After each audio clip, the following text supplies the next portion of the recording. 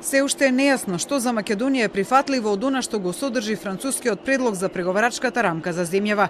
Македонските власти не отстапуваат од позицијата, прво другите да се изјаснат па тие.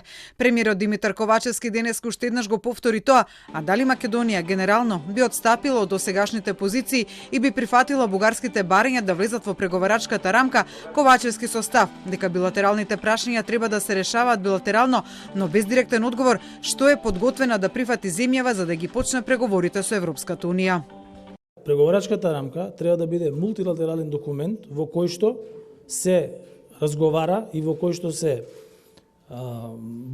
става рамка за преговарање во однос на пристапување кон Европската Унија како организација на држави членки, а додека билатералните прашања треба да се решаваат на билатерално ниво со државите со кои што тие постојат. И затоа постои и договорот со Бугарија и Преспанскиот договор со Грција.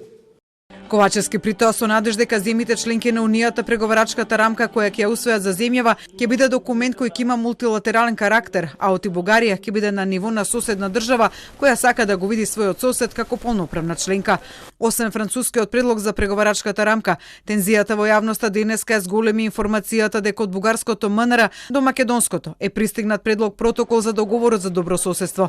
Премиерот Ковачевски негираше дека таков документ е пристигнат во земјава, сепак со појаснување дека знае за каков документ станува збор.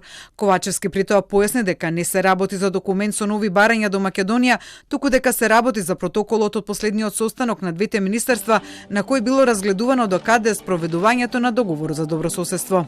При спроведувањето на наредните чекори од договорот, тогаш пак се работи за протокол кој што кажува до каде е стигнато во наредната фаза и што е тоа што предстои во наредната фаза. Така да во моментов во Република Бугарија го гледаат тоа кое што е постигнато до сега и она кое што треба да се прави во иднина. Меѓутоа, тоа не е документ кој што е некаков нов договор кој што се додава на она што во моментов, односно го имаме подпишано со Република Бугарија, а тоа е договорот за добрососедство.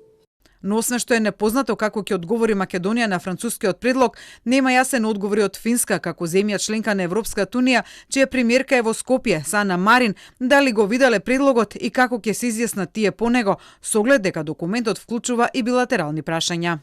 Мислам дека одговорност на Европската Унија да се осигури дека ситуацијата нема да остане замрзната. Треба заедно да дискутираме за прашањето со Бугарија и да се осигуриме дека ќе ги имаме насоките од сега па натаму по кој пат треба да се движат. Марин при тоа подлече дека Финска е за проширување и сака да види напредок и Македонија и Албанија да станат членки на Европската Унија. Според неа на престојниот Европски совет, земјите членки ќе треба да се осигураат дека сите прашања ќе бидат решени и дека повеќе нема да има проблеми.